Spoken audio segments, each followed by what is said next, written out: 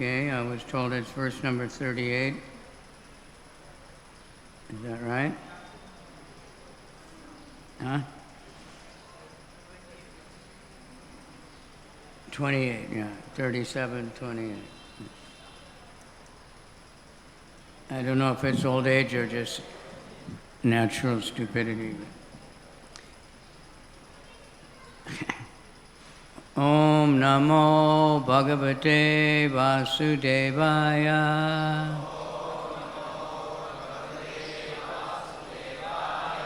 Om Namo Bhagavate Vasudevaya.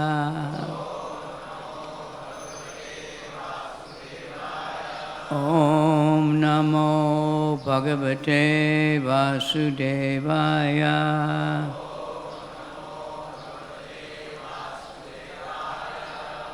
Narayanam namaskritya naram chaiva narottamam devim saraswatim vyasam tato jayam udiraye. Before reciting the Srimad Bhagavatam, which is our very means of conquest, we first offer our obeisances to Narayan, the personality of Godhead, to Narayan Rishi, the supremest human being, to Mother Saraswati, the goddess of learning, and to Srila Vyasadeva, the author. Nashta prayeshu abhadreshu nityam bhagavata sevaya bhagavat yutama shloke bhaktir bhavati naishtiki. By regular attendance in classes of the Srimad Bhagavatam, or offering service to the pure devotee, all that is inauspicious in the heart is destroyed almost to nil, and thus loving service under the personality of Godhead comes into being as an irrevocable fact. Devotees ask aloud, how can I conquer lust or anger, and all these things, envy? This is the answer. Regular attendance in classes of the Srimad Bhagavatam. It's not complicated. Idam Bhagavatam Nama Purana Brahma Samitam Uttama Shloka Charitam Chikara Bhagavan Rishi Nishaya Saya Lokasya Danyam Swastaya Namahat. The Srimad Bhagavatam is a literary incarnation of God. It is written by Vyasadeva, who is the incarnation of God, and is all good and all perfect and all auspicious and successful for everyone. So, text 28, chapter 37, 10th canto, these are prayers of the personified Vedas. Tvam Akarna Swarad Akalakaraka Shaktidaras Tava Valim Udvahanti Samadanti Ajayamisha Varshabhujo Akila Chiti Pater Iva Vishwashrijo Vidali Yatra Ye Twadikrita Bhavatas Shakita Tvam Akarana Swarada Kilakaraka Shaktidaras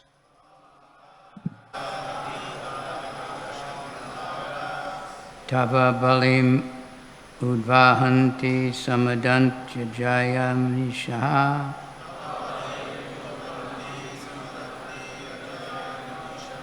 Varshabhujo Kila Chiti Pater Iva Vishwashrijo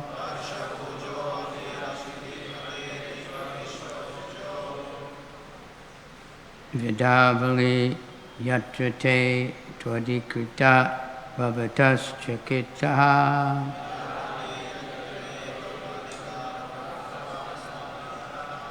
Some Sanskritists can try it.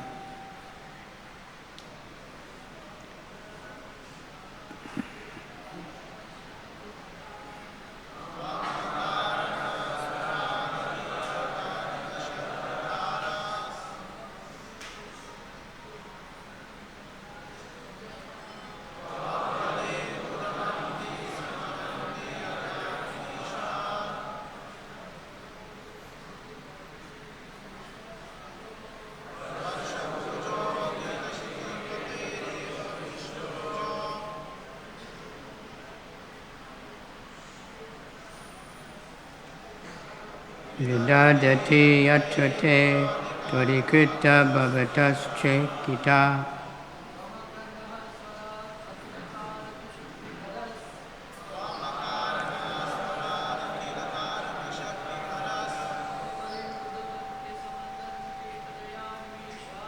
tavabalim udvahanti samadanti jayanimisha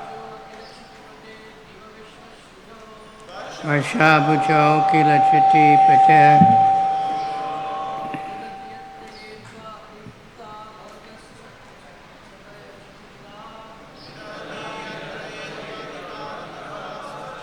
Chakita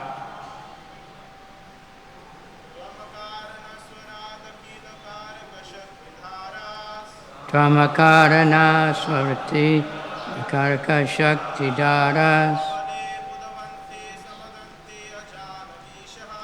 Tavabalim udahanti samadantya jaini mishaha Varshabhujo kilakiti pateriva vishvashidjo Vidadati yatraye tvadikrita bhavatas chakitaha. Very good. Ladies?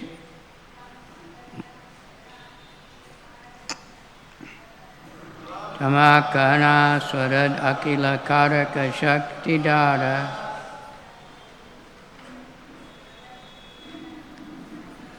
Tava balim udavanti sabadadanti ajainami shaha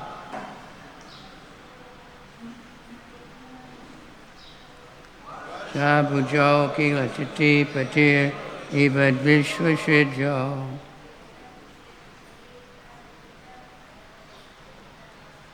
Vidadati yatrate tritakrutad bhavatas chakitaha. Tvam, you, akarna, devoid of material senses. Swarat, self-effulgent. Akila, of all. Karaka, sensory functions. Shakti, of the potencies. Dara, the maintainer. Tava, your. Balim, tribute. Udvahanti, carry. Samadanti, and partake of. Ajaya, along with material nature. Animi Shaha, the demigods. Varsha, of districts of a kingdom. Bhuja, the rulers. Akila, entire. Chiti, of the land. Pate, of the Lord. Eva, as it. Vishwa, of the universe. Srija, the creators. Vidadati, execute. Yatra, in which. Yea, they. Two, indeed. Adikrita, assigned. Bhavata, of you. Chakitaha, afraid. Though you have no material senses, you are the self-effulgent sustainer of everyone's sensory powers. The demigods and material nature herself offer you tribute, while also enjoying the tribute offered them by their worshippers, just as subordinate rulers of the various districts in the kingdom offer tribute to their lord, the ultimate proprietor of the land, while also enjoying the tribute paid them by their own subjects. In this way, the universal creators faithfully execute their assigned services out of fear of you. Purport. This is by the disciples of His Divine Grace A.C. Bhaktivedanta Swami.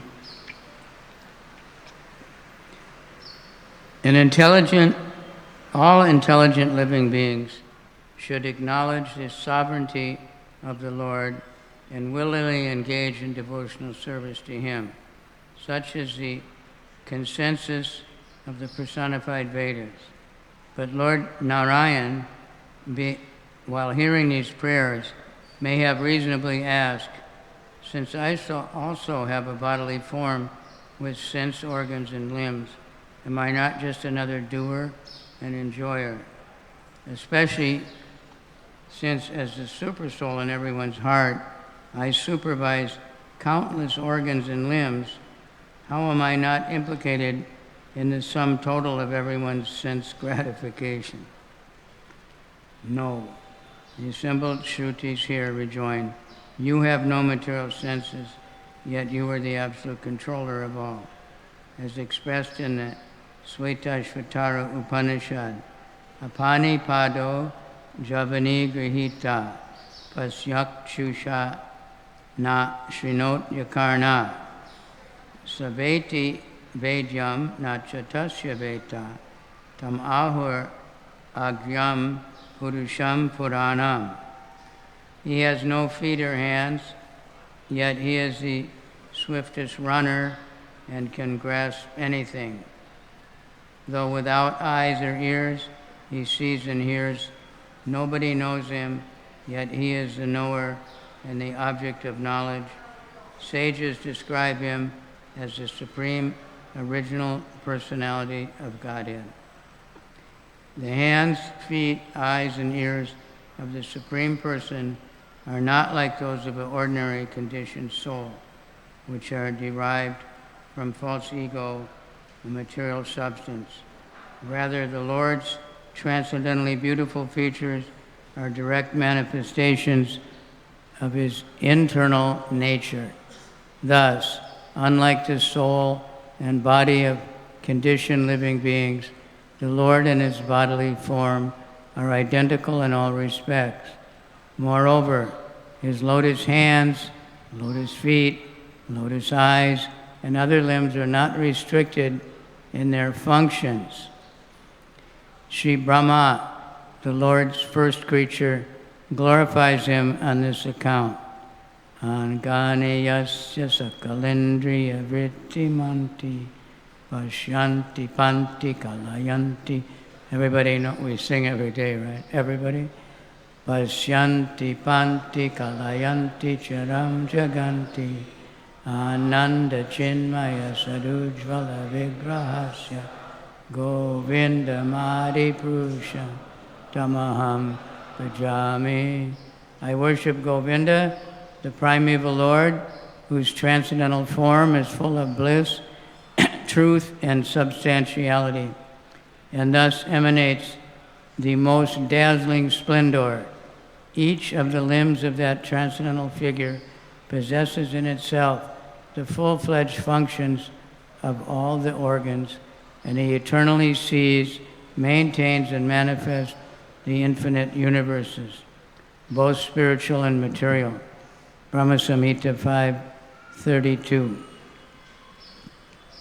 Srila Vishwanath Chakravarti gives an alternative explanation of the verse Akila Shakti Dara. The power that the Supreme maintains within Himself is Akila, free from the limitations of all that is Kila, or inferior and insignificant. He energizes the living being's senses as described in the Kena Upanishad, Shrotasya Shrotam Manaso Mano Yadvacho Hivacham. He's the ear's ear, the mind's mind, and the voice's capacity of speech. And the Svetashvatara Upanishad declares, Nayasya karyam karanam cha vidyate, na tatsamas chabiyadikas cha drishyate, parasya shakti vividaiva shruyate, swabhavika jnana bala kriya cha. He has no material work to perform, nor any material senses with which to perform it. No one can be found who is equal to or greater than him. From the Vedas we hear how that Supreme Lord possesses multifarious energies, the potencies in knowledge, strength and action, each of which acts autonomously. Indra and the other demigods who rule over the mortal beings are themselves servants of the personality of Godhead, as are their superiors, Brahma and his sons. The secondary creators, all of these great gods and sages, worship the Supreme Lord by performing their respective services of managing the universe and providing religious guidance for mankind. The powerful controllers of the universe submit themselves in fearful reverence to the Supreme Controller, Lord Sri Vishnu, as the Taittiriya Upanishad says, Bisasmad vata pavate bishadeti suryaha bishasmad agnis chandrascha mrityu davati panchamaha. Out of fear of him, the wind blows. Out of fear of him, the sun moves. And Agni and Indra execute their duties. And death, the fifth of their number, races along out of fear of him. Srila Sridhar Swami prays, Anindriyo piyo deva sarva karaka shakti drik sarvagya sarvakarta cha sarva savyam namamitam. The Supreme Lord has no material senses, yet he controls every living entity's sensory functions. He is the knower of everything, the ultimate performer of all action, and everyone's proper object of devotional service. I offer my obeisances to him. Wow. It's very interesting. Almost all these things we find in the Bhagavad-gita. Krishna says about himself, different parts of the Bhagavad-gita. But to understand, we need to hear from many, many other angles of vision and many other realization. So, Om Jnana Timirandasya Kananjana Shalakaya Chakshura Militanyena Tasmai Shri Gurave Namaha Shri Chaitanya Manobhistam Stapitam Yena Bhutale Swayam Rupa Kadamayam Dadati Swapadantikam Nama Om Vishnu Padaya Krishna Pristaya Bhutale Srimate Bhakti Vedanta Swaminiti Namani Namaste Saraswati Devi Gauravani Pracharane Nirvisesha Sunyavari Paschachade Satarane Ansha Kalpa Tarubhyascha Kripa Sindhubhyevacha Patitanam Pavanebhyo Vaishnavebhyo Namo Namaha Namo Mahavadanyaya Krishna Prema Pradayate Krishnaya Krishna Chaitanya Namani Gora Tushe Namaha. Hey Krishna Karuna Sindhu Dinabandhu Jagatpate Gopesha Gopika Kanta Radha Kanta Namostite Krishna Tvadiya Padapankaja Panjarantam Ajaiva Me Visatu Manasaraja Hansan Prana Pranama Samaye Kapavata Pitai Kantavaro Dhanavido Smaranam Kataste. Okay, welcome. So many coming on Sunday morning. It's wonderful that we're coming to the temple. I suppose, what is the alternative? Is sleep? Right? So the wind blows out of fear of the Lord, so the wind must be very much afraid lately if you go to the beach. It's almost knocked you over. Afraid of the Lord. But because you're controlled by this Angani Yasya Sakalendriya Vrittimanti, we're singing every morning to greet the deity. We should understand the meaning. There's a nice story. In very early time, Yamuna Devi, famous Yamuna Devi, was dressing the deity somewhere, and she put Krishna's flute backwards. So the mouthpiece was over here, or here, I don't know. So one brahmachari or sannyasi said, "You put Krishna's flute backwards." And she said, "It doesn't matter. Angani yasya sakalindriya vittimanti." You know, he can do anything with any one of his senses. He can hear with his eyes, he can smell with his fingers, you know. So that this devotee didn't like that. So he went to Prabhupada and he said, "Prabhupada, you're going to put the flute backwards." Prabhupada said, "Angani yasya sakalendriya vittimanti." I think he also said, "She's so sincere it doesn't matter." But it's a fact that Krishna, he can do anything with any of his senses. Our senses are very limited. They can only do the one function, and they can't do that very well even, very limited. How much we can see, how much we can hear. Everybody probably knows that dogs can hear something like 700 times better than us. They can smell even more than that. And birds can see much better. And on like that. And other animals much stronger, much faster.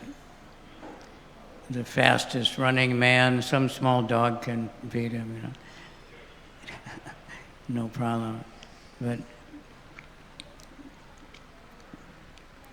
Krishna is unlimited.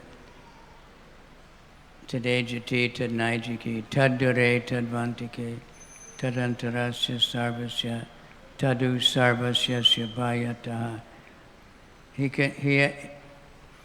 He walks, but he doesn't walk. But he can overcome all others running. He's very near and he's very far away at the same time. All these things are going on. This is the inconceivable nature of the Lord. So ultimately, everyone, you may be worshiping or honoring the manager of your department, right, or the professor in your school. But he's also answering to somebody. Everybody's answering. Finally, you come to Krishna, he doesn't answer to anybody. Actually, he answers to everybody. That's Krishna. He's a servant of everyone. He's also the servant of no one. He's the biggest and he's the smallest. He's the youngest, he's the oldest, he's the fastest. So we ultimately, even the demigods, they're being worshipped very much by so many, even other demigods. There's so many subordinates. But they're worshipping Vishnu. Ultimately we can get to Krishna. Krishna's tu Bhagavan Swayam. Krishna is the original. This is proven in many different places. again and again. Jiva Goswami's Krishna Sandarbha is especially just to prove that. Because some verses, even in the Bhagavatam, you take it out, it sounds like Vishnu Supreme. If you go to the Puranas, Shiva Purana, of which much is in the Mahabharata, and we read about Lord Shiva, we definitely think he's supreme. He's so powerful, so great, so wonderful. So one has to get proper understanding.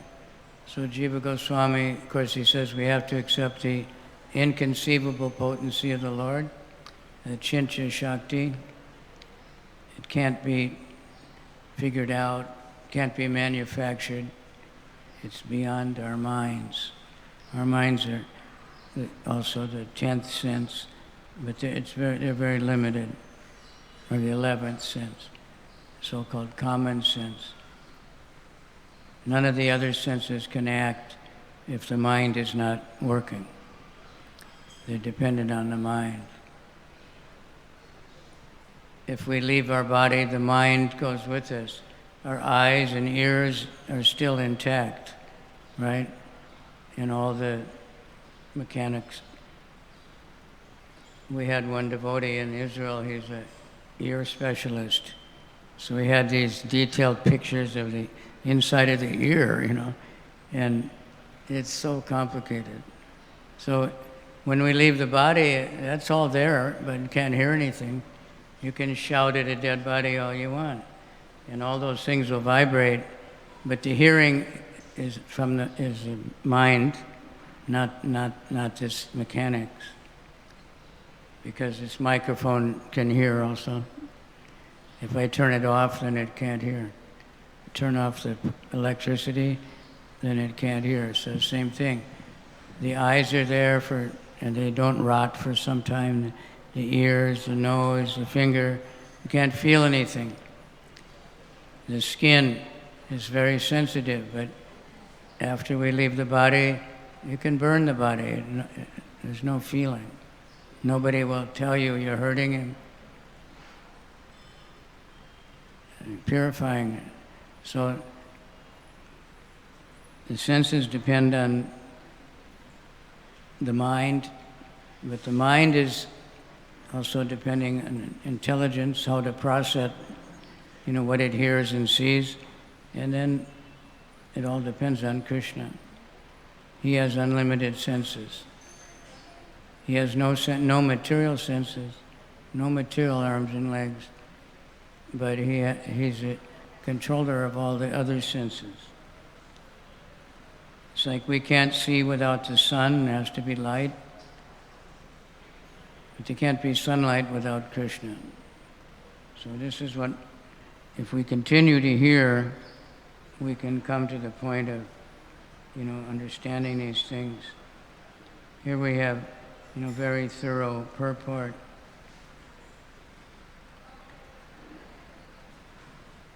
The demigods are enjoying, what their followers offer them. But if they forget to worship Vishnu, then they'll lose it. It happens sometimes.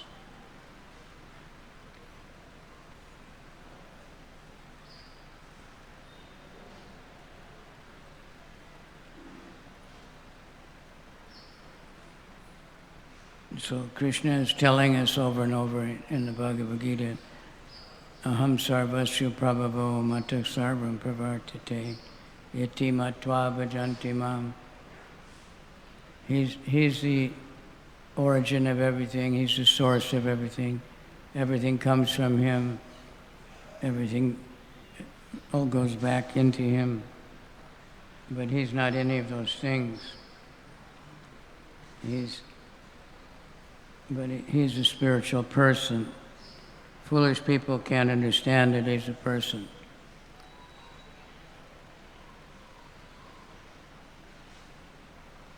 I was in Tel Aviv, Israel, trying to distribute books.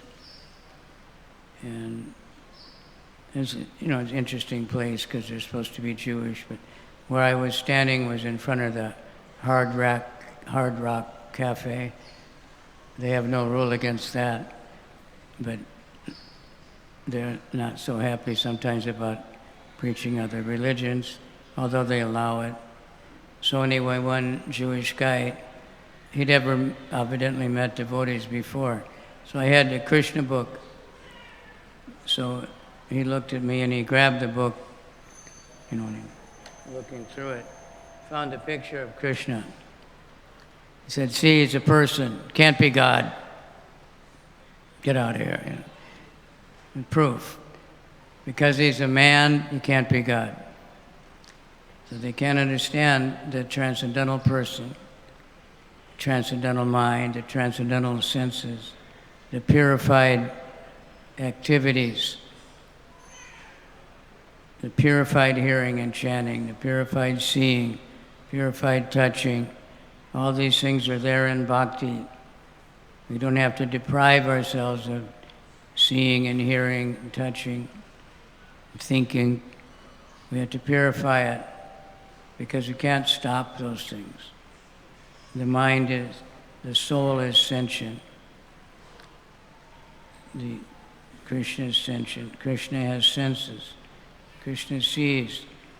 When we come in front of Krishna, he sees us.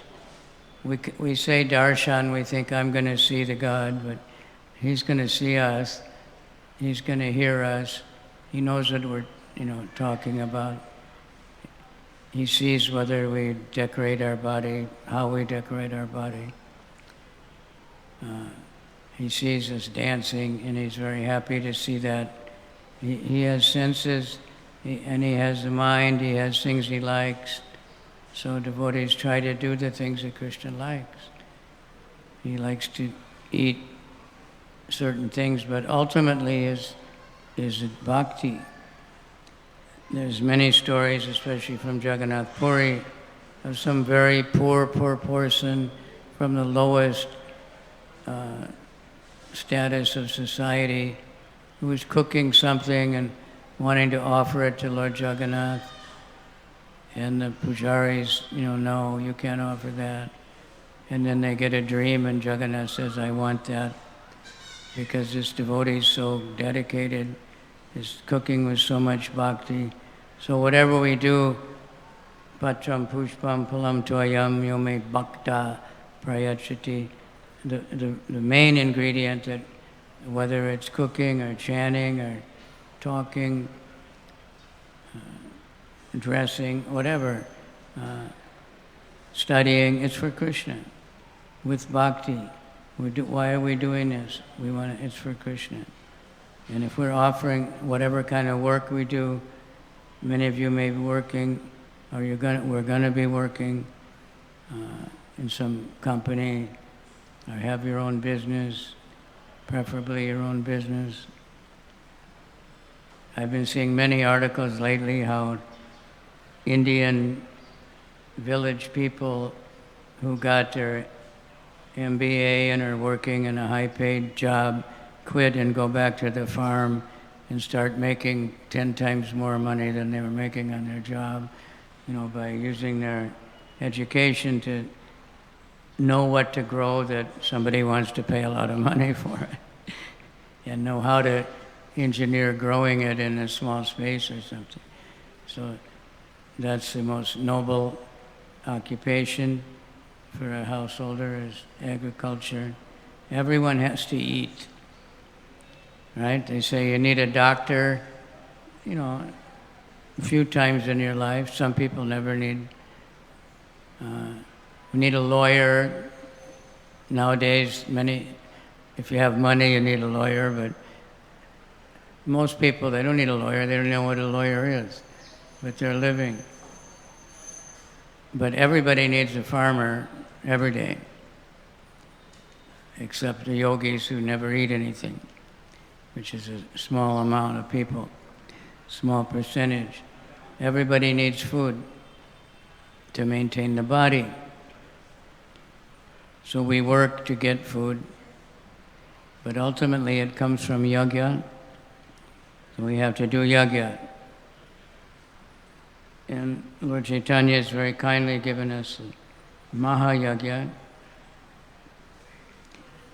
Hare Krishna, the Harinam Sankirtan, Harinama Hariname Kevalam, Kalona Stevana Stevana Steva Gatiranyata.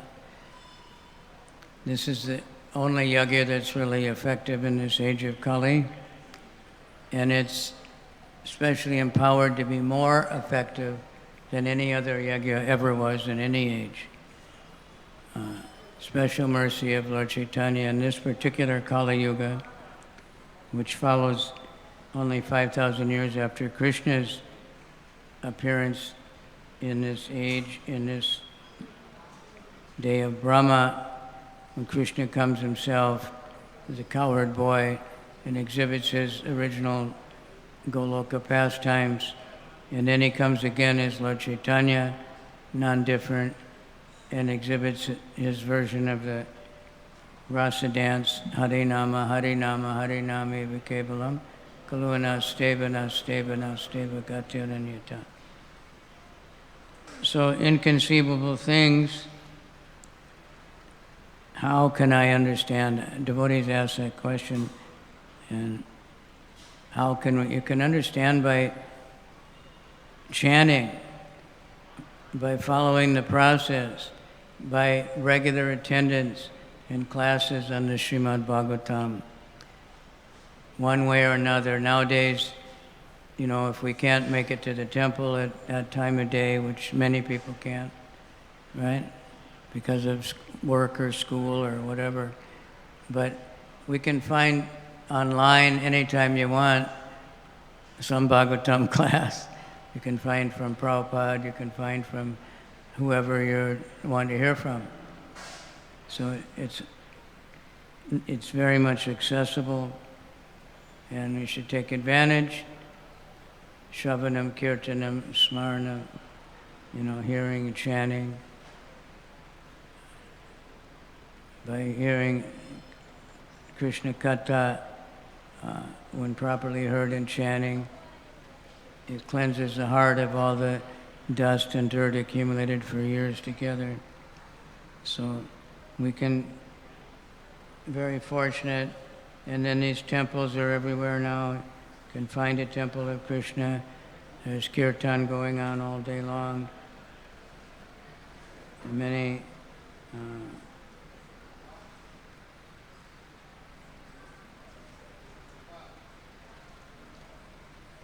so we get many explanations, and these purports are worth, in this verse, he has no material work. Krishna says that also, I have no work to perform, but I work, because if I didn't work, nobody would work, and then the world would be finished. So Krishna came and he exhibited, of course he exhibited unlimited godly qualities, killing all these demons when he was a baby, and no weapons, no armies.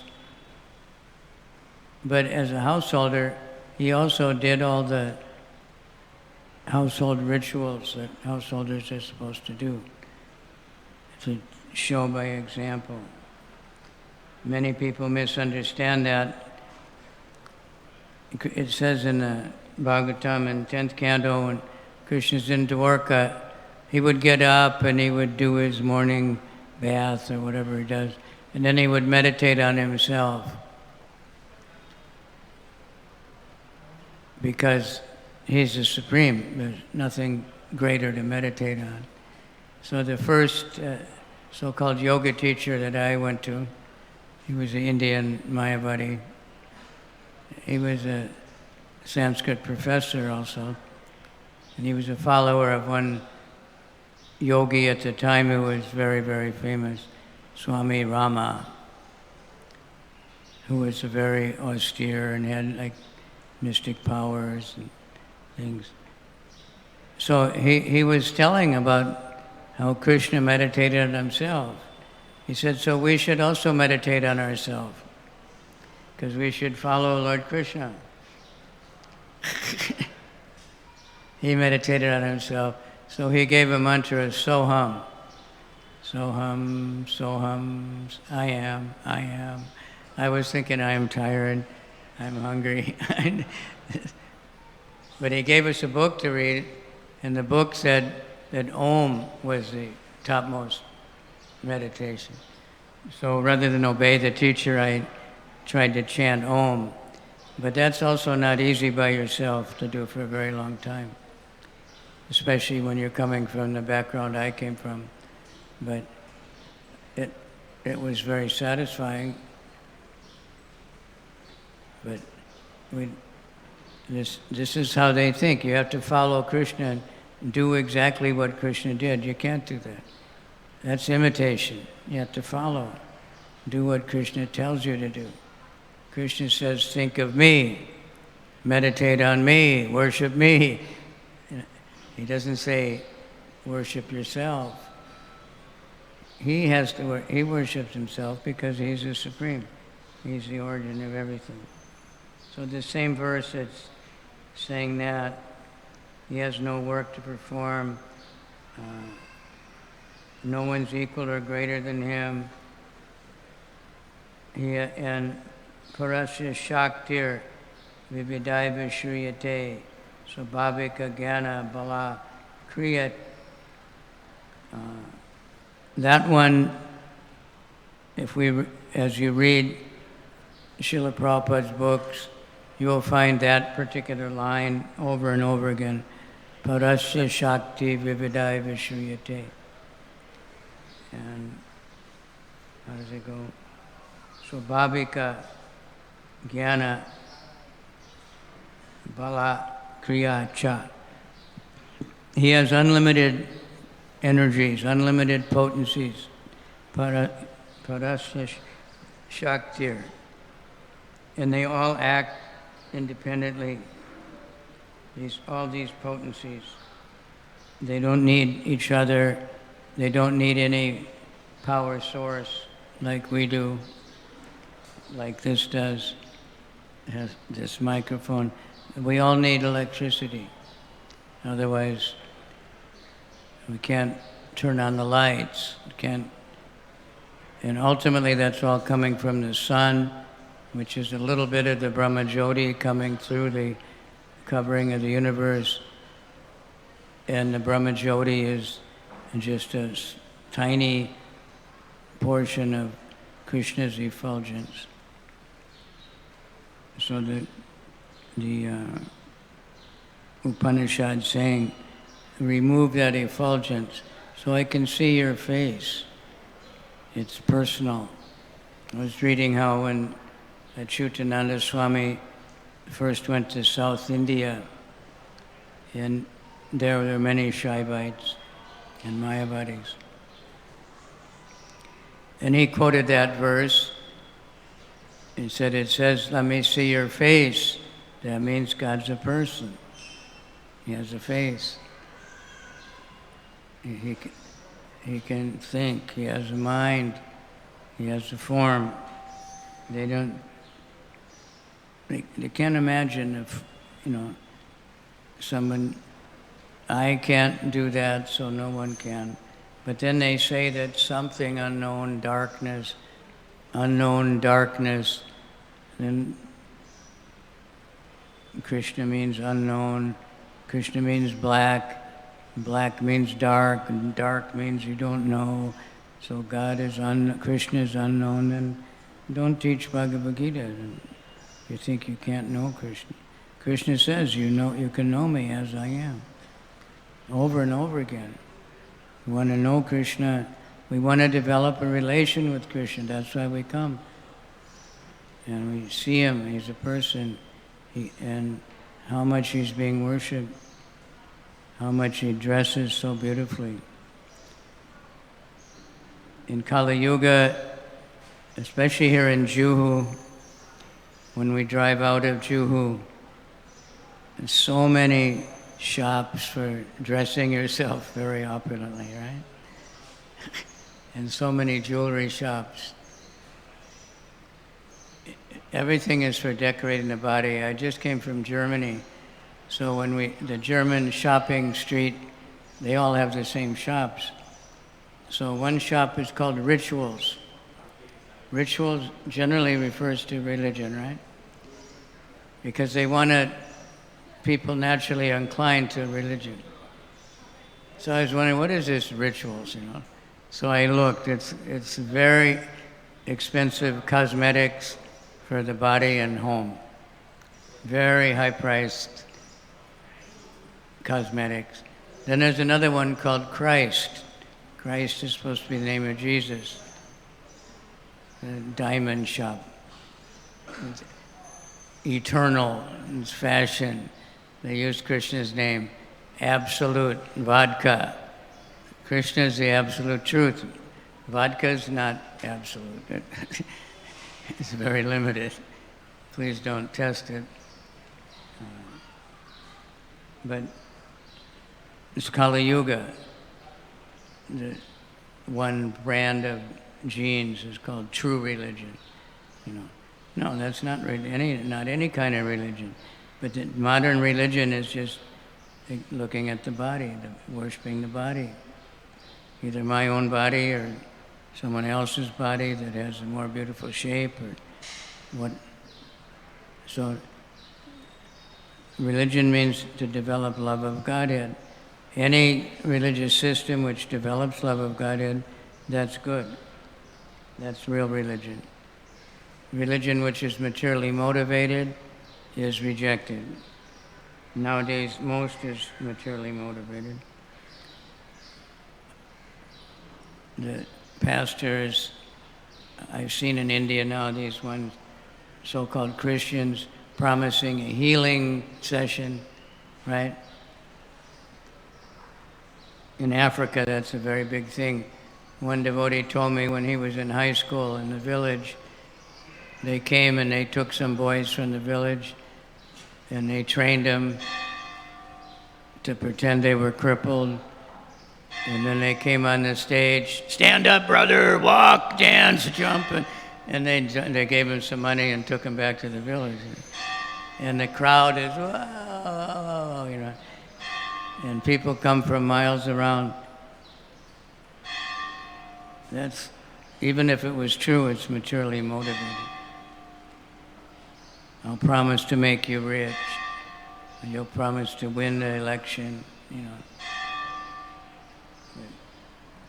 Krishna, Prabhupada promised, we'll make you servants of Krishna.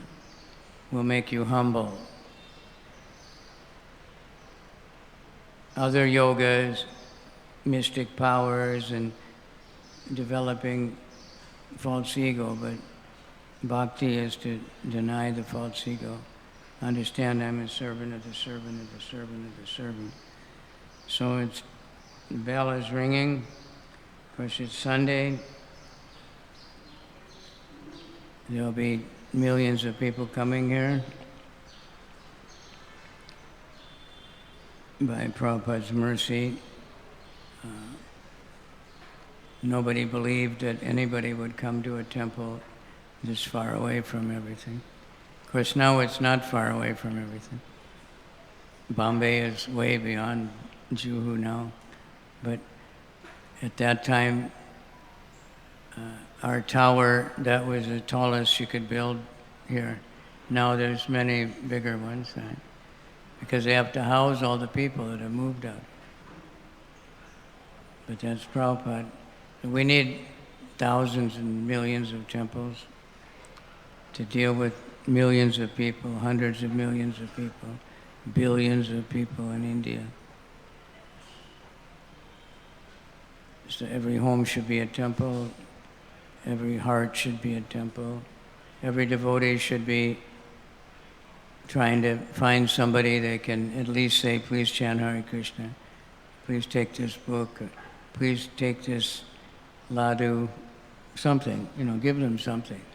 It's not very complicated. So thank you very much. I don't know if the sheet will explode if I go over time. Any comment or question? Question? Comment? Yes, sir. Do we have a microphone? Usually there's a microphone. There's one. Hare Krishna, Hare Krishna. And we see so many people with bead bags nowadays. More and more, even his young girl.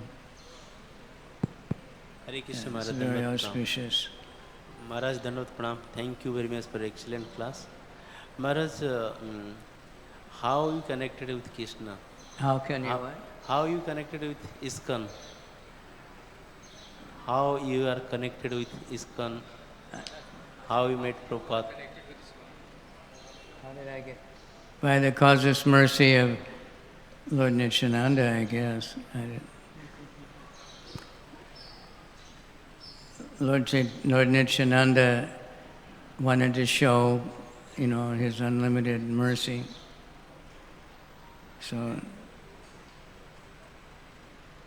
I was asked on the radio one time in Africa, I said, it goes over many lifetimes coming to it. So that was, Krishna just gave me that. Because then he said, oh, you believe in reincarnation. And then we could talk philosophically, But, yeah, otherwise, the details, it's, and when you hear the stories of how I came to Krishna consciousness, it's just almost the same for everybody. Somehow or other, it just happened. So, and I was looking for some kind of community that was spiritually, and I didn't find any, even if they were so-called spiritual that they thought that intoxication was spiritual. And so Krishna just somehow helped me, and we heard the chanting from different ways, and I think the first kirtan I heard, if you read Prabhupada's biography, there was this Allen Ginsberg, and he helped Prabhupada, but he was a leader of the hippies and the beatniks, and a famous poet. He'd been to India, and he helped Prabhupada. He gave the first harmonium. He helped Prabhupada get his visa. He tried to get the Bhagavad-gita published. And Prabhupada told him, when you do your poetry reading, you should chant Hare Krishna. So I went to the poetry reading, and he was chanting Hare Krishna, which I'd heard of, but I didn't know much about it. Where I lived, it wasn't around very much. And then we heard how the Beatles are meditating, and then there was My Sweet Lord, Hare Krishna, Hare. And then somehow or other I was somewhere in America, and I saw one devotee chanting Hare Krishna. And then I thought, that's it. That's what I'm waiting. I had no idea there was a society or anything, but